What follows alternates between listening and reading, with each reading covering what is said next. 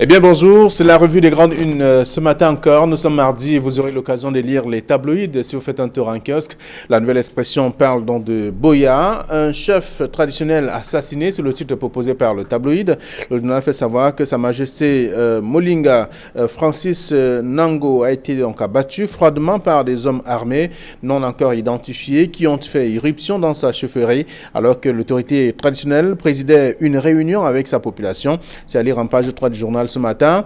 Le journal parle également de Douala, un malaise donc à la trésorerie générale avec une enquête effectuée dans cette institution qui a permis justement d'observer le mauvais climat de travail et qui règne donc dans cette structure. C'est en page 2. On parle également d'arrestation au mouvement pour la renaissance du Cameroun. Les policiers accusés de vol. L'accusation est donc du collectif des avocats du mouvement du MRC et qui a fait d'ailleurs le point de la situation des détenus dans les prisons. Dossier à lire de la page 5 à la page 8. On parle aussi des sécurités à Kribi, coup de poing de la police avec les rafles qui ont d'ailleurs été opérées dans les quartiers Zahir et Newton pour traquer les malfaiteurs qui sévissent d'ailleurs dans la cité balnéaire. C'est en page 2 du journal. Le journal parle également du coronavirus avec notamment la course aux vaccins. Les laboratoires qui ont d'ailleurs proposé en tout cas ces vaccins annoncent bien entendu avoir développé un vaccin efficace à 90% contre le virus. C'est le dossier à lire de la page 9 et 10 de la nouvelle expression de ce matin. Le quotidien Le Messager, pour sa part, parle de Kribi, guerre froide entre Mbamba et Benaye. C'est le journal qui le propose, également qui propose cette autre actualité. Les relations entre le sénateur et le député, tous militants du Rassemblement démocratique du peuple camerounais, se sont d'ailleurs détériorées depuis les dernières échéances électorales. Le journal fait des précisions donc en page 4, tout comme le journal qui s'intéresse aussi à la guerre à la FECAFOOT et la Ligue de football professionnel avec l'arbitrage donc en trompe-œil de la FIFA. C'est le journal qui le dit en page 12. Le journal s'intéresse aussi aux marches du 22 septembre. La police et la gendarmerie stockent les détenus. C'est ce que le journal propose également ce matin. Mutation s'intéresse aux frais d'APE. L'association des parents d'élèves et enseignants et nous apprend que c'est en classe business pour parler justement de la hausse, de l'augmentation du coût de l'APE dans plusieurs établissements. Le montant ne cesse donc d'augmenter justement aux grandes dames des parents qui aujourd'hui ne savent plus à quel sens se vouer. Des chefs d'établissement en font donc une vache à lait finalement. C'est un dossier à lire de la page 7 à la page 9 du journal Mutation, disponible en kiosque ce matin, qui parle également des marches du 22 septembre. Le MRC écrit donc ou crie à la torture. C'est le journal qui donne également cette autre actualité. Alors, le journal parle également d'émergence, taxe d'abattage. Le Cameroun perd 10 milliards de francs CFA en 2 ans. C'est une actualité également à découvrir dans le journal ce matin. Le même journal parle aussi des diplomaties. Paul Biya et les présidents américains. C'est une autre information à lire dans le journal Émergence. Le quotidien Le Jour parle de torturés au Cameroun en 2020. 3 points de suspension. De quoi s'agit-il véritablement? La suite est à lire dans le dossier proposé par le journal. Le même journal qui parle également de troubles mentaux. Ces maladies si mal connues donc du grand public sont également développées par le journal ce matin. C'est le quotidien Le Jour. Toujours dans la presse, il y a l'économie qui est en kiosque qui parle de projets intégrateurs avec la CEMA qui continue donc la course dans la recherche de financement. C'est à lire dans le journal. Le même journal parle également de réglementation des charges avec aussi un nouveau moratoire de la BEAC en faveur des entreprises pétrolières. C'est dans le dossier proposé par le tabloïd également ce matin. Voilà ce que la presse nous propose. Vous aurez l'occasion de lire ces tabloïds et si vous faites un tour en kiosque. Donald Biskamga, bonjour et bienvenue. Flavien, bonjour. Bonjour à Camille Nélé, bonjour à nos téléspectateurs. Nous sommes ravis d'être là tous les mardis pour les éclairer. Et voilà, donc la presse est disponible aussi. Bonjour Camille Nélé. Flavien Balondongo, bonjour. Bonjour Donald Biskamga. Bonjour téléspectateurs d'Equinox Télévision. Mais un bonjour spécial au past Premier ministre Peter Mafani Moussongue qui vient de passer toute une semaine dans le Septentrion. Il a sillonné les régions de la Damawa et de l'extrême nord. Non, du nord et de l'extrême nord plutôt, où il a rencontré les chefs des partis politiques, les groupes sociaux, les chefferies traditionnelles, les services administratifs, pour sensibiliser les uns et les autres, surtout de ce côté-là, vous savez, où le bilinguisme n'est pas très très pratiqué, mais surtout pour le vivre ensemble. Ça a été une longue semaine, mais je suis étonné que les médias n'en aient pas beaucoup parlé. Vous êtes journaliste aussi? Oui. Mais justement, je suis journaliste, c'est pour ça que non seulement je le relève, mais seulement moi je dis que cette démarche absolument particulière qui entre dans l'émission de la commission... Oui, je vous parlais de relayer ce qu'il a fait. Vous auriez également dû faire quelque chose. vous avez la possibilité de le faire. La preuve, je suis en train de le faire là maintenant. D'accord. Alors, merci d'être là également ce mardi. La presse est donc disponible avec des sujets aussi intéressants. On parle déjà de Boya avec un chef traditionnel assassiné, Donald Brice Kamgan. Le journal nous apprend que c'est une majesté qui a été justement assassinée alors qu'il tenait une réunion avec sa population. Oui, c'est Francis Molingo, je crois, qui est le chef du village Liwu Molinga, voilà, qui est le chef du village Liwu Milala, qui est dans le département du Fako.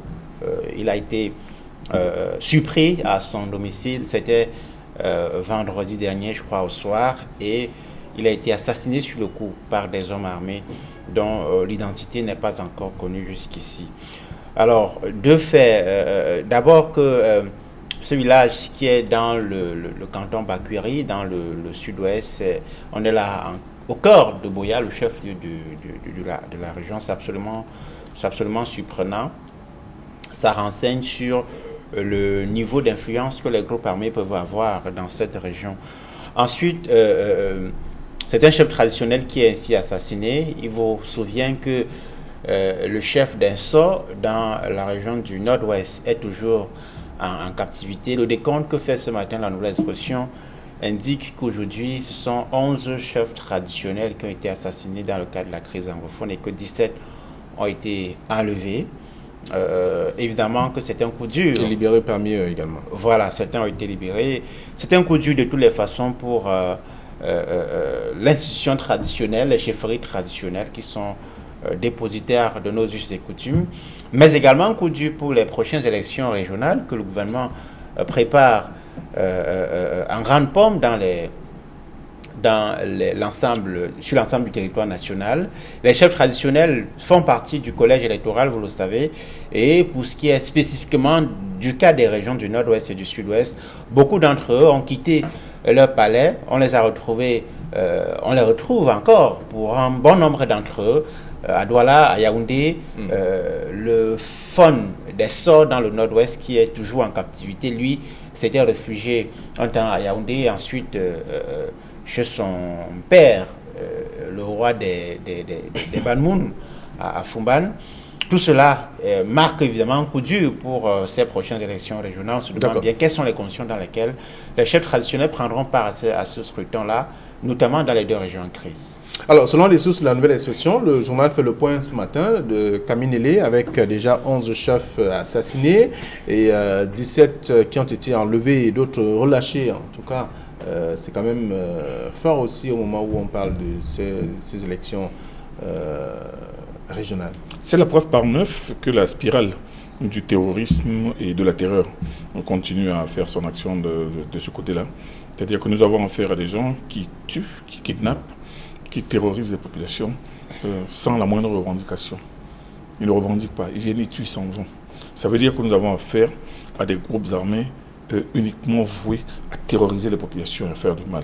Nous nous retrouvons dans une situation, et c'est là où parfois je me dis que l'histoire du Cameroun non seulement n'est pas suffisamment bien explicitée, dans une situation qui est comparable à celle de l'Ouest. Dans les années 58, 59, 60, 61, 62, il y a des gens qui mouraient dans la région Bamileke, qui étaient tués, brûlés dans leur maison. On pensait au ministère, mais on ne savait pas. Et on tournait les yeux sur la responsabilité des groupes armés qui venaient, qui tuaient. Donc nous sommes dans cette situation, dans les régions du sud-ouest et du nord-ouest, où les bandes armées arrivent, commettent leurs forfaits et disparaissent. Et moi, je suis toujours navré par ce discours qui consiste à dire que non, c'est la preuve de l'influence de ces bandes armées dans cette région ou de l'inopérationnalité des militaires. Je suis un peu navré parce que, vous savez, ce sont des guérilleros. Et en période de guérilla, vous savez comment vous faites. Vous regardez s'il n'y a aucun policier à la ronde. Vous arrangez au moins sur 2-3 km à la ronde. Vous savez qu'il n'y a pas un seul homme en tenue. Vous venez, vous frappez, vous disparaissez. Et la plupart du temps, vous savez très bien, et ça vient d'être établi, qu'il y a même beaucoup de personnes, beaucoup de populations qui les connaissent et qui savent même que ces gens vivent au milieu d'eux. Donc moi, je pense que ce genre d'opération est difficile à contrecarrer. Mais l'armée ne peut que le combattre, comme toutes les armées du monde qui sont confrontées à la guérilla, aux crises asymétriques qui font face. Mais maintenant, moi je pense qu'avec la descente de Bestia sur le terrain, avec ces militaires, et surtout du côté du sud-ouest, où de plus en plus les actes sont récurrents ces derniers temps, une nouvelle donne va être implémentée sur le terrain. Mais toujours est-il que moi je vois mal comment on peut lire à travers ces assassinats sur les chefs traditionnels comme ayant un objectif d'avoir une influence sur les élections régionales. Donc moi, je crois donc que nous avons affaire à des criminels qui tuent, sans me dire pourquoi ils tuent. Ils veulent faire du mal, ils continuent à maintenir un climat de terreur. Et c'est face à ça que l'armée républicaine se déploie sur le terrain. Alors, donc la suite est à lire dans le journal La Nouvelle Expression, en page 3 précisément. Et le journal Mutation a un titre ce matin parlant des frais d'association des parents d'élèves et enseignants en classe business. Oui, une jolie une de Mutation ce matin, comme le journal sait le faire depuis plusieurs mois, en nous offrant de croustillantes unes chaque matin. Le journal relaie ce matin ce qu'on pourrait appeler l'arnaque autour des frais d'APE. Vous savez qu'au Cameroun, il n'y a pas de taux standard pour le paiement de ces frais d'assistance de l'État dans ses missions régaliennes d'éducation des citoyens. Mutation constate que les frais varient d'un collège à un autre, avec souvent des actes d'indélicatesse des chefs d'établissement. Le reportage que propose Mutation ce matin, avec un dossier en page 7 et 8, est suffisamment éloquateur, des endroits où ça coûte jusqu'à 25 000, 18 000. Les frais d'APE ont été institués dans les établissements scolaires au Cameroun pour faire face aux difficultés que l'État avait à assurer ses missions régaliennes.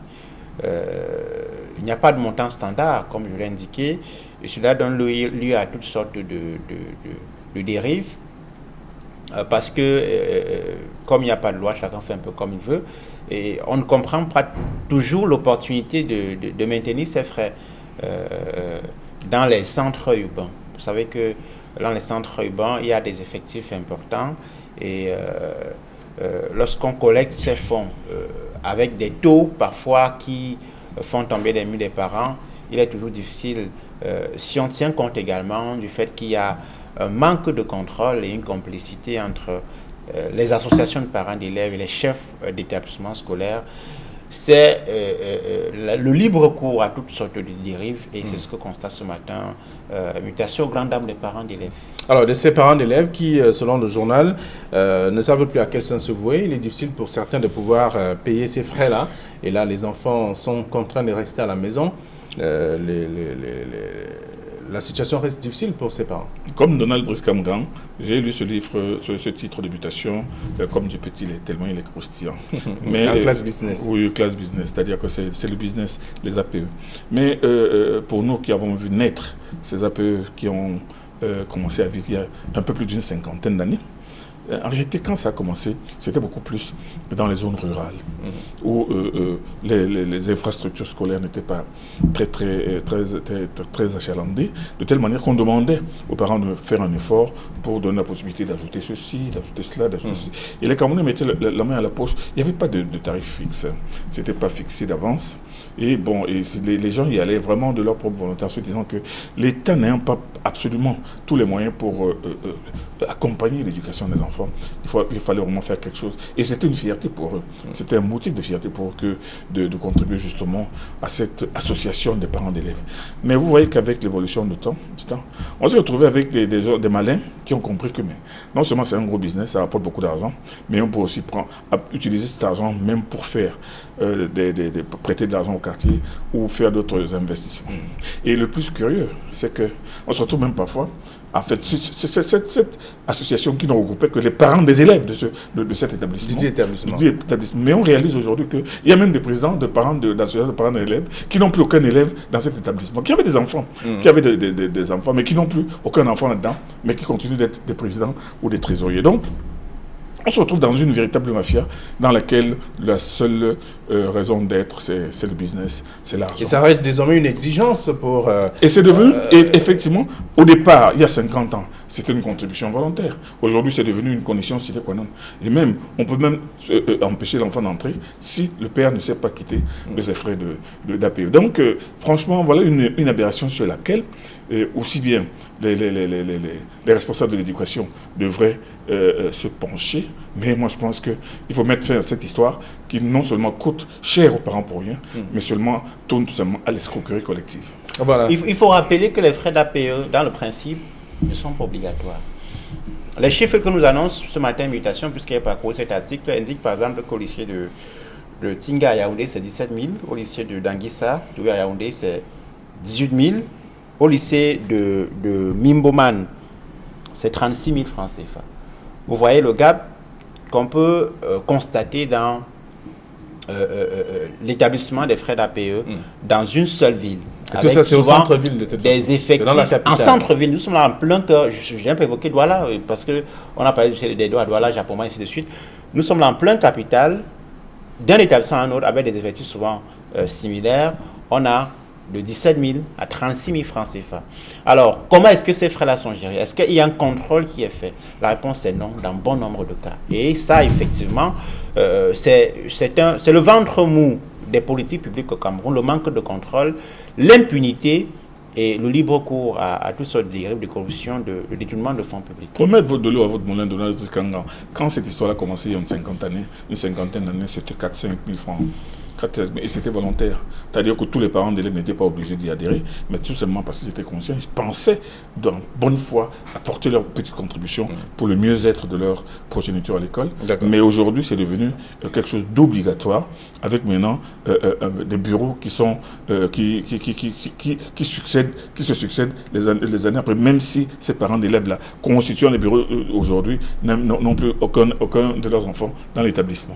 Quand l'État démissionne de ses missions fondamentales, Flavien, de ses missions cardinales, j'allais dire, des missions d'éducation, de santé, on peut questionner sa raison d'être. D'accord. En tout cas, on questionne justement encore, on attend la suite des réponses à vos différentes questions. Et là, on peut également découvrir dans le journal, on parle d'insécurité à Kribi avec le coup de poing de la police, les rafles qui sont organisées, 2 quartiers ont été ciblés et des personnes interpellées sont pour la plupart des repris de justice dans cette belle ville qui attire tout le monde. Oui, c'est le correspondant de la Nouvelle Expression au sud, Joseph Abenabena, qui propose ce joli reportage. Les rafles ont eu lieu, je crois, dimanche dans la matinée. Autour de 4 heures, beaucoup d'habitants de Kribi ont été surpris de voir que les forces mixtes, police, gendarmerie, écumaient les domiciles et arrêtaient des gens. Plusieurs dizaines de personnes ont été interpellées. Des suspects, parce que ces derniers mois, vous le savez, Kribi vit une insécurité incroyable avec, comme vous le savez, l'enlèvement il y a quelques semaines d'un haut responsable français d'une multinationale bien établie dans la région. Ça en est suivi d'autres cas d'agression à main armée. Le commissariat central a pensé qu'il était bon de boucler la ville et de mener ces opérations de rafle, pourvu que cela se déroule effectivement sans dérive et sans violation des droits des citoyens. Camille, c'est des opérations qui devraient être menées chaque fois?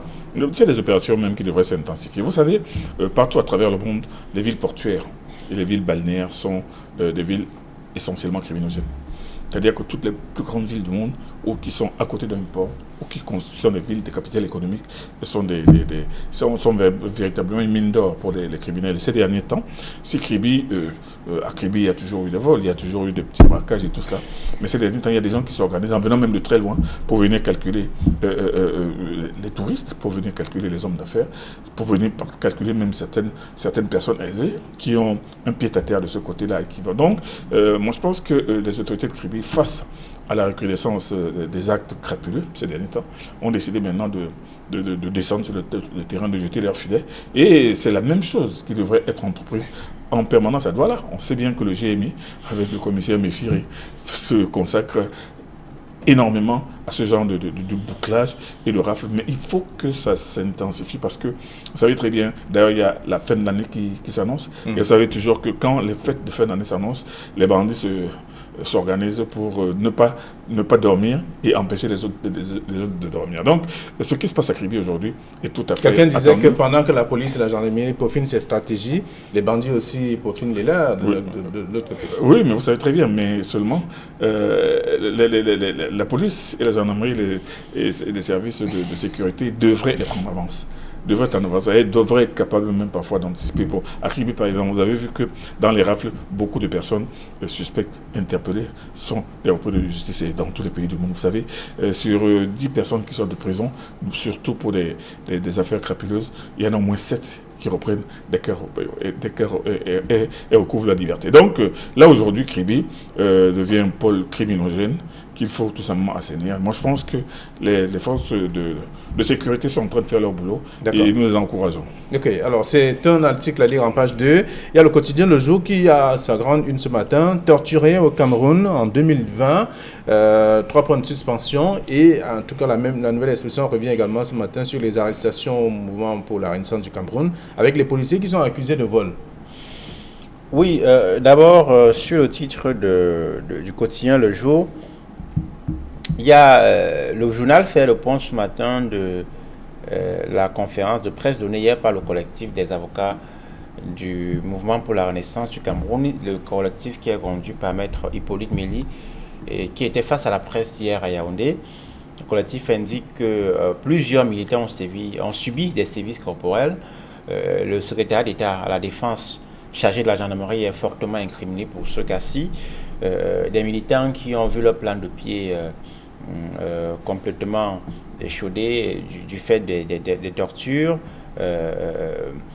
Le collectif a d'ailleurs constaté que même si la décision d'envoyer des militants en prison, comme ça a été le cas pour un certain nombre de cas, notamment le porte-parole de Maurice Kamto, Olivier Bounissa, qui est le trésorier national du parti Alain Foguet, même si cette décision n'est pas une décision que le collectif comprend, il pense néanmoins que le fait pour ces militants de partir du CED pour la prison de Kondengue, la prison centrale de Yaoundé, est plutôt un acte de une décision soulageante pour ces personnes. Le CED ici est fortement incriminé. Là, nous sommes dans les actes de violation flagrante des droits de l'homme, mais aussi de torture politique sur les militants. À côté du titre de la nouvelle expression, il y a le messager également qui revient. Il parle donc de la police et la gendarmerie, cette fois qui instockent des détenus.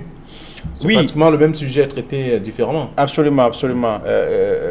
Il y a aujourd'hui, d'après ce collectif, 37 personnes qui sont gardées dans le cadre des marches du 22 septembre dernier à travers diverses unités au Cameroun. Pour bon nombre d'entre eux, ils ne sont pas entrés en possession de leur téléphone, de leur moto, de leurs vêtements, de leurs biens personnels de façon globale. Et Maître Méli, qui a fait le point hier, dit qu'ils ont été dépossédés et que le mot dépossédé est plutôt gentil parce qu'il s'agit en fait de vol. Comment est-ce que les éléments de force de défense de sécurité peuvent déposséder les citoyens de leurs biens au moment de l'arrestation et que le moment venu, même lorsqu'ils partent du CED pour le tribunal militaire, d'autres pour la prison de Kondengue, qui ne puissent pas rentrer dans leurs biens, c'est absolument incompréhensible. Alors, il y a cette rencontre Cameroun-Mozambique qui est annoncée avec les Lions de retour donc à Douala. Le match compte pour la 3e journée des éliminatoires de la CAN 2022. Le match va se dérouler donc au stade de la Réunification requinqué, je veux dire. Oui, le stade de la Réunification qui a fière allure et le stade de la Réunification qui attend effectivement de reprendre du service. Mais vous savez très bien que malheureusement, en dépit de tout cela, il n'y aura pas beaucoup de public, vous le savez très bien. Mais il faut aussi dire que Et pourquoi ? Les mesures barrières, vous savez très bien, le Covid oblige, il n'y aura pas beaucoup de... Mais si en Europe, vous voyez des stades avec une 50aine de personnes, combien de fois au stade de la Réunification ? Ce ne sera certainement pas.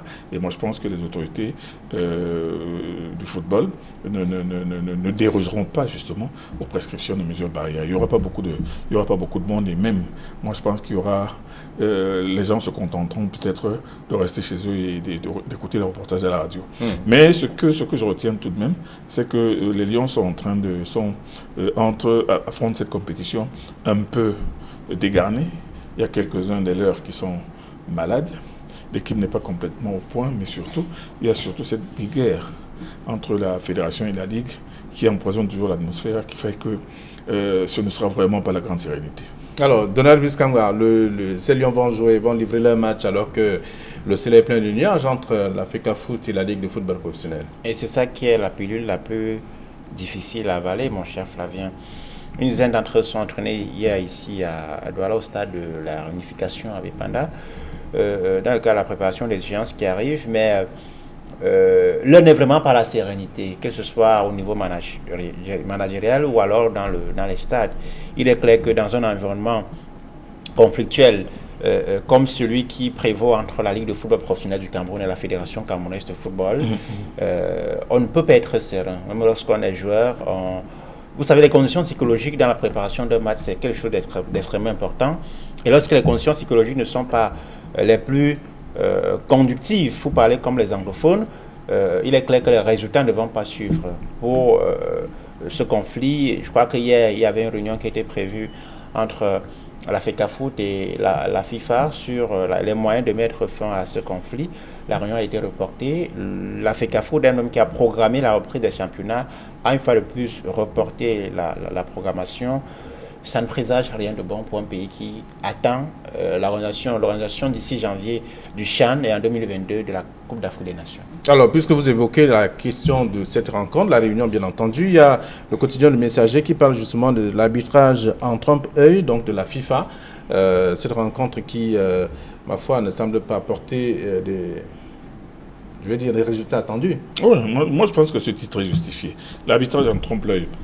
En fait, les gens s'imaginaient que la FIFA allait rassembler les deux parties, allait leur donner la possibilité de faire valoir leurs arguments et peut-être même de trancher une fois pour toutes, alors qu'on se retrouve dans un pays, pour la première fois de l'histoire du Cameroun, un pays où on se retrouve avec un championnat qui est en train de vouloir démarrer en 2 temps, et surtout en 2 temps contesté par un camp comme par l'autre. Donc, beaucoup de gens s'attendent à ce que la FIFA siège hier, face à soi hier. Ça n'a pas été le cas. Et la fédération avait entrepris de redémarrer son propre championnat aujourd'hui. Ça aussi, ça a été renvoyé. Nous sommes dans une situation absolument... On a vu les premiers matchs qui étaient dirigés par... des arbitres équato-kéniens. Ce qu'on n'a même jamais vu en Afrique. Donc, c'est pour ça que moi, j'avais dit ici l'autre jour que j'ai l'impression que les gens n'ont pas peur du ridicule. Et puis, les gens ne savent pas qu'il s'agit du Cameroun. On ne peut pas s'amuser avec l'honneur du Cameroun. On ne peut pas s'amuser avec l'intégrité du Cameroun, avec surtout ce Cameroun, ce pays qui a été quand même le premier pays africain à accéder en quart de finale de la Coupe du Monde. On ne peut pas continuer à évoluer comme ça, où il y a une guerre d'ego, où il y a une guerre de suprématie, il y a une guerre... Non, c'est pas possible. Il faut mettre le sport en avant, il faut mettre l'avenir des jeunes en avant, et surtout la glorieuse substance du sport. Mais quand on se retrouve dans une histoire où les uns sont campés sur leur position, d'ailleurs, parfois incompréhensible, on se demande où l'on va. Mais moi, je pense que cette fois-ci, il ne faudra pas qu'on attende que ce soit le président de la République, parce que tous les coups, on va demander à Paul Biya de trancher. Non, les gens devraient faire suffisamment preuve d'intelligence pour mettre fin à cette sorte de bicéphalisme qui n'a aucun sens. Donald Brice? Oui, c'est Paul Biya qui doit trancher malheureusement. C'est le système de gestion camerounais, c'est le jacobinisme à outrance. Si les décisions ne partent pas de Yaoundé, on ne fera rien. Même les décisions... Même les choses les plus basiques qu'il faut faire, c'est Etoudi qui doit trancher. Nous sommes là justement dans ce type d'engrenage de mauvais goût qui salit l'image d'un pays qu'on dit mériter le respect des autres. Le respect justement se mérite, et dans ce cas-ci, nous ne sommes pas dignes de respect. Pour un pays qui a organisé qui a participé 6 fois à une phase finale de Coupe du Monde, qui est à 5 Coupes d'Afrique des Nations, il est clair que c'est honteux pour nous, pour le pays de Samuel Eto'o-Fils, le pays de Roger Mila, le pays de Patrick Mboma. Les fonctionnaires ont intérêt à ce que ce conflit dure pour l'éternité, pour continuer à recevoir les commissions, les frais dans le cadre de la mise en place des comités ad hoc, ainsi de suite. Voilà, donc on peut lire la suite dans le journal Le Messager de ce matin qui parle justement de l'arbitrage en trompe-l'œil de la FIFA à la suite de cette rencontre guerre entre la Fédération camerounaise de football et la Ligue de football professionnel. Alors, la nouvelle expression parle du coronavirus ce matin avec la course au vaccin. On voit bien qu'il y a des laboratoires qui ont proposé des vaccins qui annoncent avoir développé un vaccin efficace à 90%. Oui, mais vous savez, annoncer qu'on a trouvé un vaccin efficace à 90%, moi je pense que c'est un peu mettre la charrue avant les bœufs. Vous savez, l'efficacité d'un vaccin ne se mesure que sur une longue durée. C'est-à-dire qu'on inocule le vaccin et on regarde les effets pendant au moins une dizaine, une quinzaine d'années. Ce sont les scientifiques qui annoncent. Oui, mais les scientifiques savent très bien que et c'est effectivement la méthode scientifique qui permet d'affirmer la fiabilité d'un vaccin. On ne peut pas... Parce que vous savez, vous pouvez bien vacciner quelqu'un, mais ce vaccin peut avoir des effets secondaires. Ce vaccin peut justement provoquer des effets tels que, à cause peut-être des incompatibilités qui se trouveraient dans le corps humain. On doit avoir le temps d'examiner, de regarder scientifiquement si ce vaccin ne peut pas provoquer d'autres choses. Donc moi, je pense que dire qu'un vaccin est fiable à 90%, alors qu'on a commencé la recherche de ce vaccin que depuis quelques mois, moi je pense que c'est de la forfanterie. Moi je pense que c'est une grosse escroquerie qu'on est en train de vouloir faire, parce qu'on est en train de vouloir vendre un vaccin, en réalité, dont on n'a pas eu le temps de mesurer tous les possibles effets. Donald Brice, c'est la même lecture. Nous sommes en attente de ce que le Cameroun et l'Afrique entière pourraient jouer dans la recherche et la proposition d'un vaccin à la communauté scientifique, à la communauté mondiale de façon globale. Mais il me semble que les projections les plus optimistes nous situent à 2022 pour trouver un vaccin. Et alors Parce qu'il faut des tests à plusieurs niveaux. Et alors, Donald Brice Kamgan, nous avons vu ici que le Cameroun a été le seul pays au monde où Monseigneur Cléda a trouvé une potion qu'il a présentée devant les scientifiques et qu'il a dit que je mets quiconque au défi de dire que mon produit n'est pas bon. Il dit que les gens... Et d'ailleurs, ce produit n'était donné qu'aux malades du Covid, aucun d'eux n'est mort. Donc moi, je pense que les scientifiques auraient dû plutôt à se tourner vers cette option curative plutôt que préventive. Alors, moi, je pense qu'il est aberrant que justement aucun pays, aucun laboratoire international ne se soit penché sur la recette de Monseigneur Cléda. Alors, quelqu'un posait la question hier. Pourquoi le Monseigneur Samuel qu'il a apporté le masque lorsqu'il est allé chez le Premier ministre, alors qu'il a le médicament, il ne se serait pas protégé? Mais parce qu'on a le médicament, on ne se protège pas. C'est la question. On ne peut pas aller dans un endroit où il peut y avoir le virus. Non, on y va, on se protège, mais parce que même si on sait qu'on a le médicament, l'antidote, mais on se protège tout de même. Il n'est pas... Lui, il a dit qu'il faut continuer à respecter les mesures de protection. Merci à vous, chers messieurs. Les lecteurs vont lire la presse ce matin également. Alors, c'est tout à fait intéressant de lire la presse et trop parfois de l'actualité. Bonne journée, à demain, 9h20. Bonne journée à l'Ivoirien.